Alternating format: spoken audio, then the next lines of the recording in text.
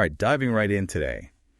Can we actually know right from wrong just by thinking about it? Like, completely separate from what we see and experience in the world. I mean, it's a pretty fundamental question when you think about it. Absolutely. And it's a question that philosophers have been grappling with for centuries, really. Good. Luckily for us, we have some excellent resources to help us unpack it. Right. We're going to be looking at a bunch of different philosophical arguments about this idea of a priori moral knowledge. And a lot of it comes from the Stanford Encyclopedia of Philosophy. Excellent source. Yeah, some really in-depth stuff there for anyone who really wants to get into the weeds on this. Definitely. And our goal here is to break down these complex arguments, make them accessible, really get to the heart of this debate about whether we can know moral truths without relying on experience. So first things first, what are we even talking about when we say a priori knowledge? Okay, so a priori knowledge, that's knowledge we can justify without any sensory experience. It's not based on what we see, hear, touch, or even really what we introspect about. So it's not like, oh, I saw this happen, so now I know this moral rule. Exactly. It's different from a posteriori knowledge, which is the kind of knowledge we get through observation. Okay, so what would be a good example of a priori knowledge? Well, think about something like all bachelors are unmarried. Right. We know that's true just by understanding what the words bachelor and unmarried mean. We don't need to go out and do a survey of all the bachelors in the world to confirm it. That makes sense. Or you can think about math. 2 + 3 = 5. That's an a priori truth. Okay, yeah. Pure logic. Exactly. Now, when we talk about a priori moral knowledge, things get a bit trickier. But there are some moral claims that seem pretty straightforward, like all murder is wrong. You could argue that we know that's wrong just by understanding the concepts involved. Like almost by definition. Yeah, that's the kind of thing many philosophers would agree is a priori moral knowledge, because it seems like it's true by definition, like those analytic truths we talked about. Maybe if something is morally required, then it's not morally wrong. Right, those seem like pretty basic moral truths. But what about the big stuff? Like, can we figure out an entire ethical framework just by thinking about it? Like consequentialism, for example, or virtue ethics. Can we know those are correct a priori? That is the million-dollar question, isn't it? And that's where things get really interesting in moral philosophy. Some philosophers say, yes, absolutely. They argue that we can know the most fundamental moral principle through pure reason.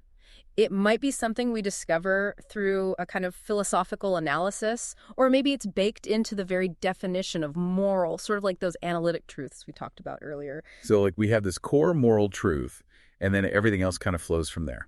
Exactly. And once we have that foundation, figuring out our specific moral obligations would be a matter of applying that principle to different situations, taking into account the facts of the world. But are all philosophers on board with that? Like that we can know all these moral truths just a priori? Well, not everyone goes that far. Some argue that we can know a bunch of moral propositions a priori, beyond just those basic definitional ones. And then there's a more extreme view out there. How extreme are we talking? Some philosophers think that all moral knowledge, or at least all the important stuff, has to be a priori. Like our moral understanding is built in, and we access it through reason. Wow. So how do those who believe in a priori moral knowledge, how do they back that up? Okay, so they often point to what's called the standard view of a priori knowledge and how we justify it. The big thing here is this idea of independence from experience. You only need enough experience to understand the proposition, but beyond that, the justification has to come from somewhere else. Okay, break that down a little. Standard view, what's involved there? All right, so let's think about how we understand concepts. Before we can even evaluate a moral statement, we need to know what words like justice, fairness, or obligation actually mean, right? Yeah, definitely. And most of the time, we learn those concepts through experience. Like, you probably wouldn't understand what a bachelor is if you'd never encountered the concept of marriage. Makes sense. But here's the thing. Once you do understand those concepts, once you get what bachelor means, then you can see that the statement, all bachelors are unmarried, is true. Just by thinking it through. Exactly. You don't need to go out and observe a bunch of bachelors to confirm it. It's like the justification for believing it is already there in the concept itself. So it's true by definition, like we were saying earlier. Exactly. And this leads to another key idea, self-evident propositions. If a proposition is self-evident, it means that anyone who understands it will also see that it's true. So just by getting it, by understanding the meaning, you're good to go. Well, almost. We have to be careful here. There is a difference between having a good reason to believe something and actually believing it because of that reason. Okay, so like, I might know something is true, but not actually believe it. Well, maybe not quite that. It's more like you might have a good reason to believe something, but your belief might be based on something else entirely. For example, let's say you know for a fact that you only have 2 dogs. Okay. Logically, that means you can't have a pet giraffe. That's propositional justification, like the reason is there. But maybe you still kind of believe you might have a pet giraffe somewhere, deep down. Right. Or maybe you do believe you don't have a giraffe, but it's not because you only have 2 dogs. It's because you've never seen a giraffe in your house. So the justification needs to be the actual basis for the belief. Exactly. For true knowledge, your belief has to be grounded in that good reason, that justification. Now, the standard view also applies to propositions that are proven from those self-evident starting points. Like, if you build an argument using self-evident premises and valid logical steps, then the conclusion is also going to be a priori justified. So like building a whole chain of reasoning, but it all starts with those a priori truths. Exactly. But here's where the standard view runs into a bit of a snag. Think about those times when you've had an a priori insight. Maybe you were working on a math problem or something. Yeah, I think I get what you mean. And suddenly it just clicks. You see the solution. It feels like a kind of experience, right? An aha moment. Yeah, for sure. So if a priori justification is supposed to be completely independent of experience, how do we explain that? That's a good point.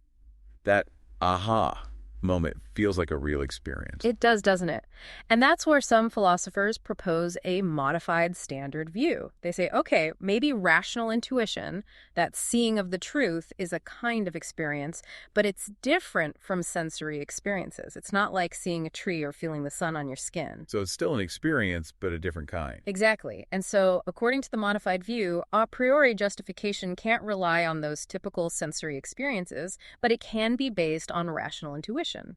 So basically, you need to understand the proposition first, and then that allows you to have this rational insight into its truth. So understanding sets the stage, but the seeing of the truth, that's what makes it a priori. Exactly. Now, there's another important distinction we need to talk about. Okay, lay it on me. Analytic and synthetic judgments.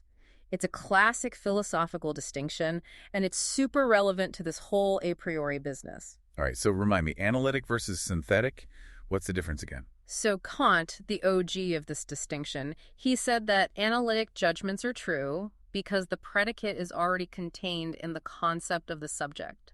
Like our bachelor example, all bachelors are unmarried. That's analytic because the concept of being unmarried is built into what it means to be a bachelor. So it's true by definition. Exactly. A synthetic judgment, on the other hand, adds new information to the subject, something that's not already there in the definition. Okay, give me an example. Kant used, all bachelors are untidy. Now, being untidy isn't part of what it means to be a bachelor, so this judgment is adding new information. It's synthetic. Okay, I see. And now philosophy has expanded what it means for a judgment to be analytic. That's right. It's not just about definitions anymore. Nowadays, philosophers also consider logical truths to be analytic, and then also sentences that can be reduced to logical truths just by swapping out words for their synonyms, like, it's raining, therefore it's wet. Right. So analytic is about definitions, logic, synonyms. Synthetic brings in something new. Precisely. Yes. So it's tempting to think, okay, analytic equals a priori, synthetic equals a posteriori, and call it a day, but it's not that simple. Kant, for instance, he believed in synthetic a priori knowledge, and he thought this is where moral truths lived. Whoa, synthetic a priori moral truths. So what's Kant's argument for that? Well, he started with the nature of moral obligations. He thought they're prescriptive, meaning they tell us what we ought to do. They're also necessary, like they apply in every situation, and universal, so they apply to everyone. And he argued that you can't get that kind of knowledge just from experience. Like you can't observe how people act and then conclude how they should act. That's deriving an ought from an is, which is a no-no in philosophy. So you can't just look around and see what people are doing and say, well, that's what we all ought to do. Exactly. Plus, the fact that moral law seems so necessary and universal to Kant, that hinted that they had to come from reason, not from something as fickle as experience. So our ability to reason is the key to unlocking these a priori moral truths. And these truths are synthetic, meaning they're not just definitions. They're telling us something new about how we ought to act. Right. And this all leads to Kant's big idea, the categorical imperative. He thought that since we're rational beings, we can decide for ourselves what laws we're going to follow. We're not just slaves to our desires. We can step back and choose. And the fundamental moral law, according to Kant, has to be something that applies to everyone, regardless of their particular goals. And that's where the categorical imperative comes in. Okay, give me the rundown on the categorical imperative. How does it work? So the first formulation of it, which is the most famous one, it says, act only according to rules that you could also will to be universal laws. So, like, if you're thinking of doing something, ask yourself, what if everyone did that all the time? Could you still do the thing you want to do if that were the case? Interesting. Kant's classic example is making a lying promise. So imagine if everyone made promises they didn't intend to keep just to get what they wanted. Well, if that happened, promising wouldn't even work anymore. No one would believe promises, so you couldn't even make a lying promise in the first place. It would be self-defeating. Right, the whole system would break down. Exactly. So for Kant, this ability to think about whether our actions could be universalized, that's the key to figuring out what's morally right. So it all comes back to reason, to thinking it through. Exactly. And that brings us to G.E. Moore, an early 20th century philosopher who had a very different take on a priori moral knowledge. Okay, so what did Moore bring to the table? Well, Moore really challenged the idea that we can define good in naturalistic terms.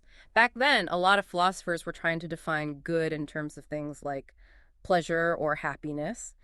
Basically, they were saying that good is just another word for something that's natural. Like reducing morality to something we can observe in the world. Right. And many of them thought that those definitions were analytic, so they believed we could figure out what good means just by thinking about it. But Moore, he said, hold on a second, there's a problem here. He called it the naturalistic fallacy. Naturalistic fallacy. Yeah. So what's the issue with defining good in terms of natural properties? Moore came up with this clever argument called the open question argument. He said, imagine you have a definition of good in terms of some natural property. Let's say good means pleasurable. So according to that definition, anything that's pleasurable is also good. Makes sense. But Moore said you can still meaningfully ask, okay, this thing is pleasurable, but is it actually good? Like the question is still open. It's not a closed case. And he said this is true for any naturalistic definition of good you come up with. You can always still ask, but is it good? And the fact that that question remains open, it suggests that good can't be defined simply in terms of natural property. Good is something else entirely. Exactly. Moore concluded that good is a simple, unanalyzable, non-natural property. It's its own thing. And that means that basic moral principles can't be analytic. Because if they were, we could figure them out just by understanding the definition of good, which we apparently can't do. Precisely. So Moore proposed that we know these moral principles through a different faculty, moral intuition. He thought we have this ability to just see certain moral truths directly, no reasoning required. Moral intuition. Yeah. So it's like we have this special sense that tells us what's right and wrong. That's the idea. Now, on the surface, intuition seems to fit with the idea of a priori knowledge. Moore thought that self-evident propositions are true independently of any other proposition. But here's the thing. He talked about these truths appearing true to us, which sounds an awful lot like an experience. Like we have this experience of moral intuition that tells us what's right.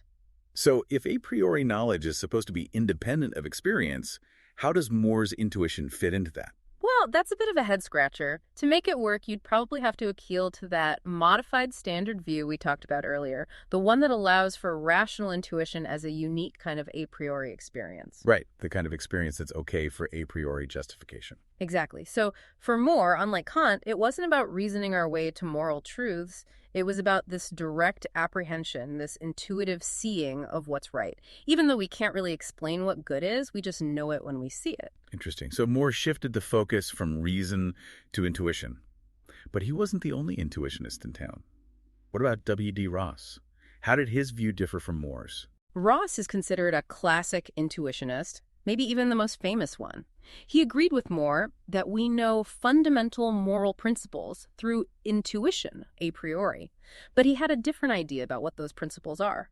Moore thought there was one fundamental principle, but Ross was a pluralist. A pluralist, meaning... He thought there are actually multiple fundamental moral principles. He called them prima facie duties. Prima facie duties. I remember those from ethics class. Those are like duties that can be overridden by other duties, right? Exactly. They're not absolute. They're more like guidelines, and they can conflict with each other. Okay, refresh my memory. What are some of those prima facie duties? So Ross listed duties like keeping promises, telling the truth, making amends for harm we've caused, being grateful, promoting justice, helping others, not harming others, and improving ourselves. It's quite a list. It is. So if all these duties can conflict, how do we decide which one wins out in a particular situation? Well, that was a tough one for Ross. He didn't think there's a fixed rule or ranking system for resolving these conflicts. He thought it comes down to judgment. You have to weigh the different prima facie duties involved and use your moral intuition to figure out what your actual duty is in that specific case. So no easy answers there. It's all about context. Exactly. Now, Ross believed we know these prima facie duties a priori, but his view of self-evidence was a little more nuanced than the standard view. He thought it takes more than just understanding the words. You also need a certain level of mental maturity, and you need to have really thought about the duty carefully.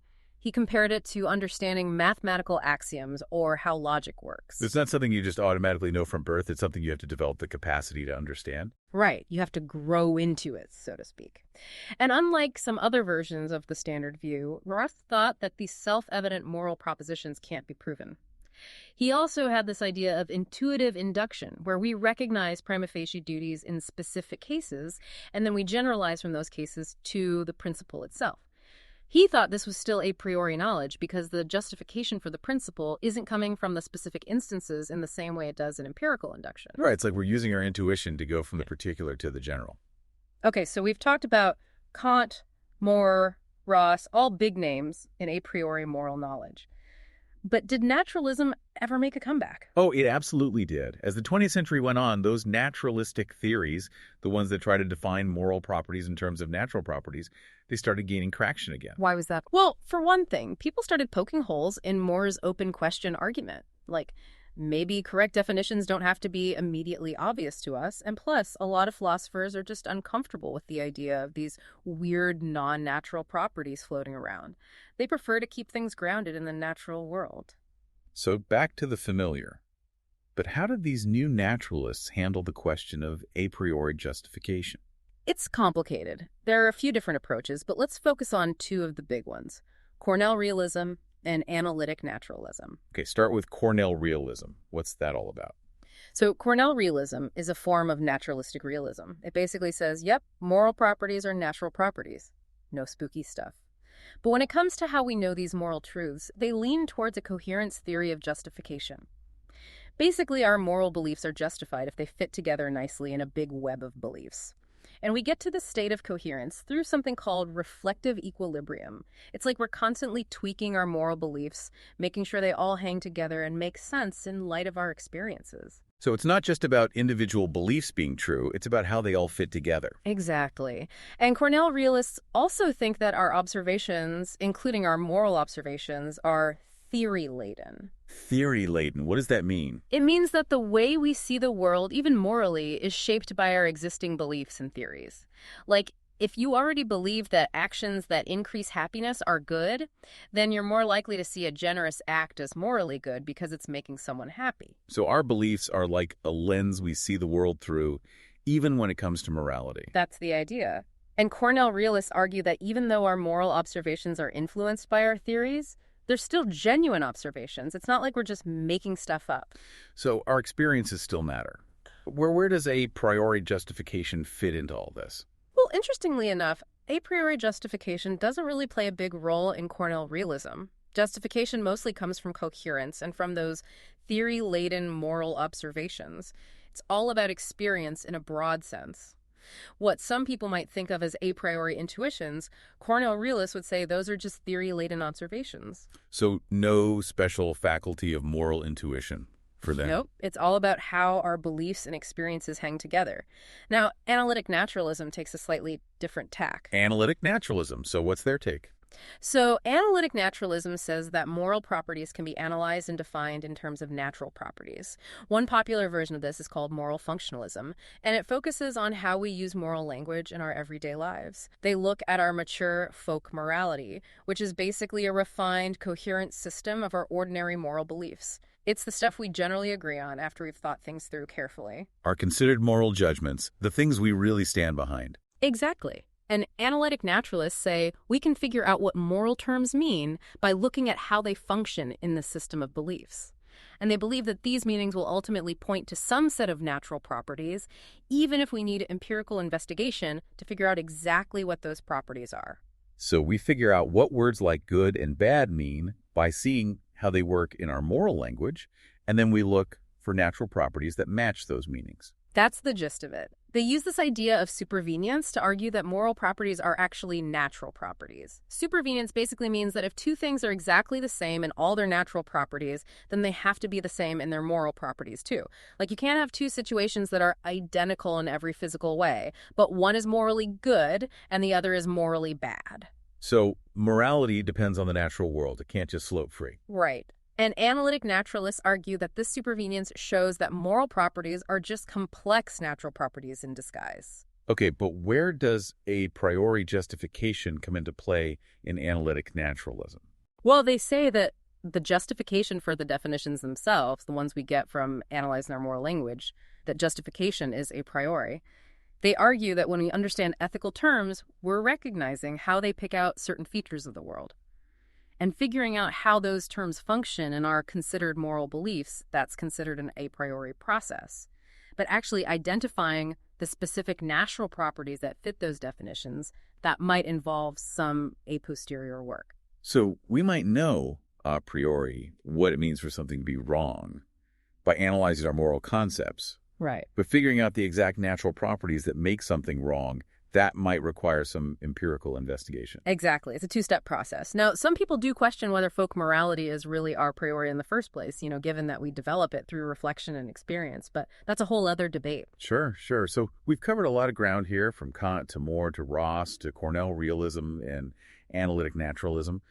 But there's one more view we need to talk about, one that really shakes things up. Ah, yes, you're talking about moral particularism. The rebels of moral philosophy. So what makes them so different? Well, particularists, they're skeptical about moral principles in general. Some of them flat out deny that there are any true, exceptionless moral principles. And even those who think there might be some principles out there, they argue that we shouldn't use them to make moral decisions. So no rules. How do we even figure out what's right and wrong then? For particularists, it's all about the specifics of each situation. They think morally sensitive people can just see what matters morally in a given context without needing to appeal to any general principles. So it's all about direct perception, like I see that someone is in need and I just know I should help. That's the idea. They think we can directly grasp the moral reasons present in a situation and weigh them against each other to figure out what we should do. So how do they justify their moral judgments? Do they claim a priori justification even though they reject moral principles? Some of them do. It's a little tricky, but they argue that while we might not have a priori knowledge of general principles, we can have a priori justification for our judgments in specific cases. It's like we're having this direct, rational insight into the moral landscape of that particular situation. It fits with that modified standard view again, where we're allowed to have certain kinds of experiences that count as a priori. So it's still a priori in the sense that it's not based on sensory experience. Right. It's more like a direct apprehension of the moral facts of the case. But of course, there are objections to this. What kind of objections? Well, critics point out that our past experiences inevitably shape how we see and understand those moral reasons.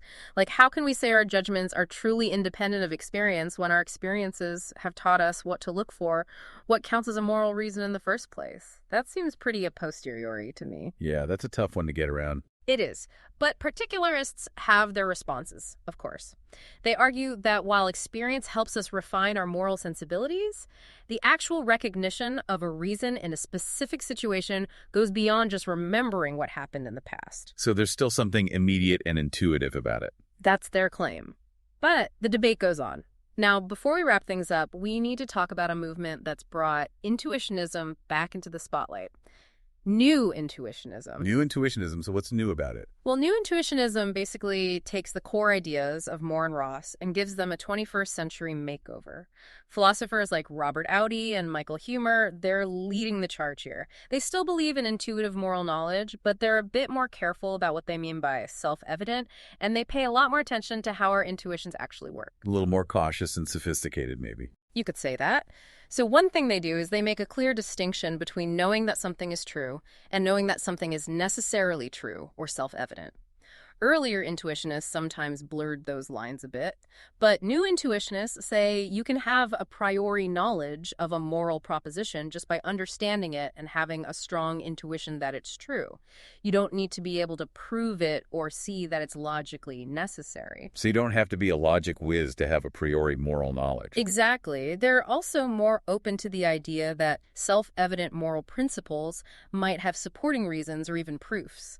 They emphasize that we can be justified in believing something without having to infer it from something else. But that doesn't mean those beliefs can't have any further support. So it's not all or nothing. Either it's self-evident or it's based on something else. There's more nuance. Right. Now, when it comes to intuition itself, new intuitionists spend a lot of time talking about what they call episodic intuitions. These are like intellectual seemings, an immediate sense that something is true. But these seemings can be different from our actual beliefs. You might have a strong intuition that something is true, but you might not fully believe it because of other evidence you have or because you haven't really thought it through. So it's like a gut feeling about what's true, but it's not a full-fledged belief yet. Yeah, that's a good way to put it.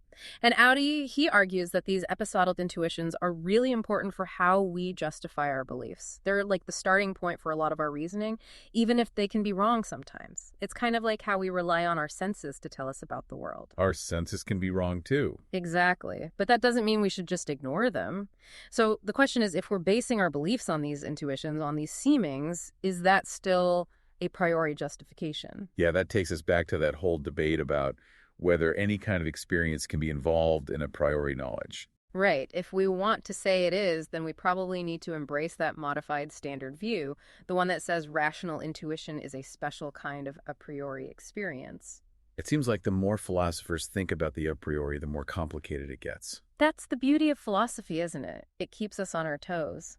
So as we've seen, this whole idea of a priori moral knowledge, it's a puzzle with a lot of pieces. We've got Kant arguing for these grand, synthetic a priori truths. We've got Moore and Ross appealing to moral intuition. And then we've got the naturalists trying to ground morality in the natural world while still finding a place for a priori justification.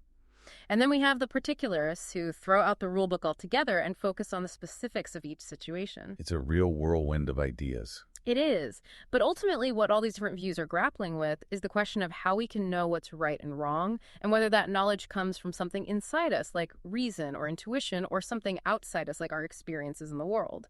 And I think that's a question worth pondering even outside of the philosophy classroom.